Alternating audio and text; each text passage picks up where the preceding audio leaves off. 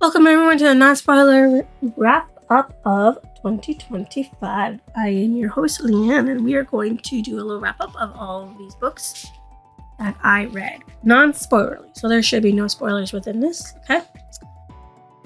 The first book, of course, was The Cruel Prince by Holly Black. What made me read this book? It deals with fae and fairies, and I wanted to see what kind of fantasy story it was. So it is Sharpen Your Blade, Harden Your Heart. Jude was 7 when her parents were murdered, and she and her two sisters, were stolen away to live in the treacherous high court of the fairy. 10 years later, Jude wants nothing more than to belong there, but many of the fae despise humans, especially Prince Carden, the youngest and wickedest son of the High King. To win a place at the court, Jude must defy him and face the consequences. So, this story is part of a series called The Falcon of the Air. The genre is considered to be teen and young adult dark fantasy. What did I think of the book? What a twist towards the end, and when I can say what a twist at the end of the book. I thoroughly enjoyed it, especially with those two twists. Did this live up to my expectations? Yes, it so lived up to my expectations. It exceeded them. It gave me something I didn't think I was missing in my reading. Should you go and read this story/series? Yes, if you enjoy the Fae Fairies world and how you get to one, how it's combined with the real world and everything that deals with it, I'd read it. Yes, if you wanted to read from a human side instead of a fairy side. So this is more about the human side of things that happen in it than the fae side, and it's really interesting. I think you should go ahead and read it. Next is Carvel by Stephanie Garber. What made me read this book? It was touted as similar to The Hunger Games, but different enough to appeal to those who did not really like The Hunger Games. And I still didn't really like it. I can't read the back of the book. That's book. So, a legendary competition and mesmerizing romance, an unbreakable bond between two sisters. Scarlet Dragna has never left the tiny island where she and her sister Tella live with their powerful and cruel father. Now, Scarlet's father has arranged a marriage for her, and Scarlet thinks her dreams of seeing Carvel, the faraway once-a-year performance where the audience participates in the show, are over. But this year, Scarlet's long-dreamed-of invitation finally arrives. With the help of a mysterious sailor, Tella whisks Scarlet away to the show. Only, as soon as they arrive, Tella is kidnapped by Carvel's mastermind organizer, Legend. It turns out that this season's Carvel revolves around Tella, and whoever finds her first is the winner. Scarlet has been told that everything that happens during Carvel is only an elaborate performance, but she nevertheless becomes enmeshed in a game of love, heartbreak, and magic with other players in the game. And whether Carvel is real or not, she must find Tella before the 5 nights of the game are over. A dangerous domino effect of consequences set off, and her sister disappears forever. Welcome to Carvel, beware of getting too swept away. This is part of a series called Carvel. There's so far 3 of them. I think there might be a 4th one planned. I ain't too sure. The genre is considered to be young adult fantasy romance. What did I think of the book? It was okay. Not a lot of action happened in it, and it loved to repeat the trauma that Scarlet has with her father a little too much. That's not much of a giveaway. Powerful and cruel father, that gives it away. Did this live up to my expectations? No. I thought it was going to be more danger and more action, and there really wasn't that much in it. Should you go and read this story/series? If you like reading The Hunger Games, it might be for you. If you like reading more romance and trauma dumping than action and adventure, this book is for you. Number 6, Volume 2 by Atsuko Asano and Hinoki Kino. What made me read this book? It was the second volume in the manga series for number 6. So, with the help of the inanimate Nazumi, Shion becomes a fugitive, escaping number 6 and getting his first glimpse of desperation and violence that are facts of life outside the city wall. And as Shion learns more about the secret that forced him into exile, his loyalty to the people he left behind, and Nazumi's thirst for revenge, threat to tear the pair apart. Now, I say his name is Rat, but that's the English translation of Nazumi, which means rat in Japanese. But Nazumi sounds so much better than rat.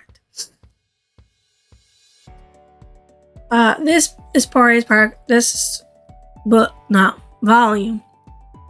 I can't talk today. This volume is part of a series called Number 6. The genre is considered to be boy love dystopia because it is boy love and it is dystopian. What did I think of this volume? It was interesting to learn that outside of number 6 is the tragedy that Nezumi is trying to make Shion see and understand. We learn a little more about Shion's mother. We even get a little more background about Nezumi. That's awesome. Okay. It does live up to my expectations. Yes, it was good to see the plot and characters start to develop more. Should you go and read this volume/series? Yes, if you like dystopian type worlds and Royal of this hinted at more in the first couple of volumes, you should totally go and read this. Solo Leveling by Chugong. I listened to the Audible for Carvel, by the way, I'll tell you, and I physically read The Cruel Prince number 6, and I physically read Solo Leveling. What made me read this book? I have read the manhwa on Tapas and wanted to read the light novel that inspired it, since I learned that there was a light novel. The weakest hunter of all mankind. E-rank hunter Jinwoo's son has no money, no talent, and no prospects to speak of, and apparently no luck either.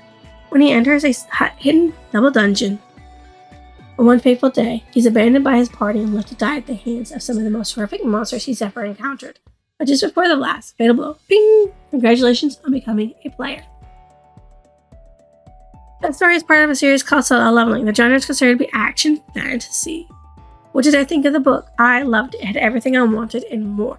More about Sung Jin-woo's thoughts and feelings and what was happening to him. More detail about what was happening around him and everything that was happening in the world. It does live up to my expectations. Yes, it's better than the manhwa and the anime. Should you go and read the story? Yes. If you love reading about someone going from being the weakest to the strongest in a journey that spans several books. Yes. If you like reading about a character and wanted to protect his family regardless of the cost to themselves because they love them so much, I would read this. What? This is the last one that I listened to for the Audible book Obsession Untamed by Pamela Palmer. So what made me read this book? It was the second book in the series and I wanted to see if it got better. So, they're called Feral Warriors, an elite band of immortals who can change shape at will, sworn to rid the world of evil, consumed by sorcery and seduction. Their wild natures are primed for release.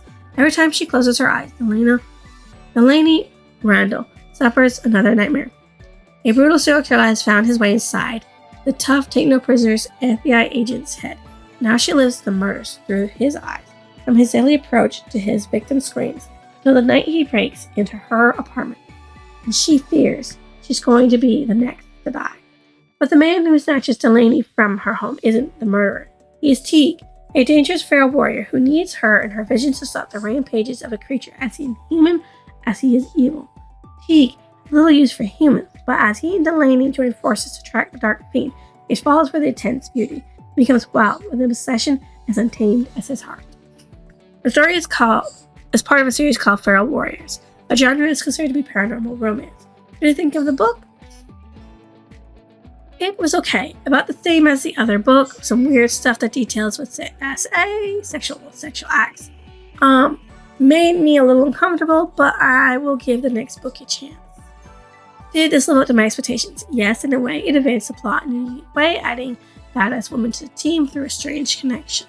Should you go and read the story of Celestials? Yes, if you like reading about warriors, to find the one woman that challenges them and brings out the best in them. No, if you're uncomfortable with sexual acts that are sort of unwilling but necessary in a way, but also sometimes not necessary. Like in this, some of it was not necessary.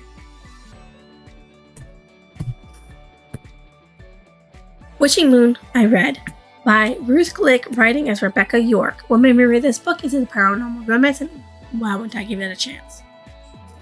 The swamp is their sanctuary, its nights echo with the beat of their moonlit reveals, feeding their dark hunger for power and for revenge. A nature's refuge or preserve, deep in the southern Georgia swamp, was a place steeped in superstition and legend and death. The previous head ranger had ended up dead, but werewolf Adam Marshall is ideally suited to explore the park and investigate its dangers. Where in the still of the night, a mysterious fire burns, and even Adam's highly honed instincts are disoriented by the thick, drugging smoke, leading to a near disaster. Adam's suspicions are raised by Sarah Weston, a botanist who has come to the swamp to research the vegetation. He finds himself drawn to her in ways he doesn't understand, yet fights the passion that threatens to cloud his judgment.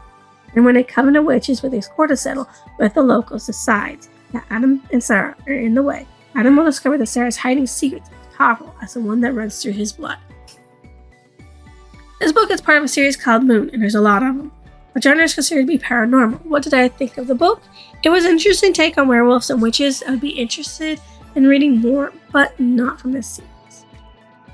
I'm not going to continue this series because there's 2 books in the beginning, and there's more, and I don't think it's all about Sarah and Adam, which I would be more interested in reading their adventure than anything else. Did this live up to my expectations? Yes, it was a good paranormal romance. Instant attraction, falling in love quickly, plot. That's basically what paranormal romances are. Should you go read the story series? Yes, if you love reading about witches and werewolves and love it for this one. Though I don't think it's about witches in all of them. I think it deals more with werewolves than the rest of the series, but I'm not sure. I listened to the audible of Tomb of Hercules, but I had physically read this book before, so it's by Adam Dermott. When I read this book, it is the 2nd book in the series. We've already read the first one on the channel. An ancient warrior, an incredible treasure, a lethal enemy. It's the opportunity of a lifetime. A chance to prove that a tomb containing the remains of the legendary hero Hercules actually exists. If American archaeologists knew where it can locate it, it would be the most important historical find ever unearthed. As Nina and her ex-SAS boyfriend, Eddie Chase, begin their search, it's clear that others want to find the tomb. And then the unspeakable riches within, and will do anything to get there first. Who will find the tomb of Hercules first? And what fantastic treasure does it hold?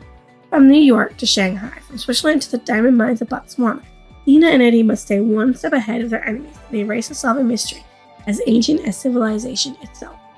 But when a beautiful woman from Eddie's past joins the hunt, all the rules change. And in this life and death game, our next move may be the most dangerous one of all. This story is part of a series called Wild and Chase.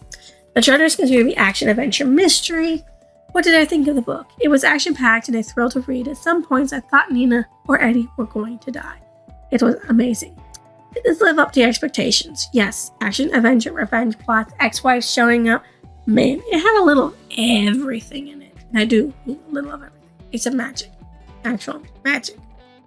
Should you go and read this story/series? Yes, if you love almost no spice romance books with lots of action. Totally. And that is the end of my non-spoiler review for the month of May. The books I read for May. Wrap up. So if you think you deserve a like, comment, or even your lovely description, drop it down below. I will see you next illusion.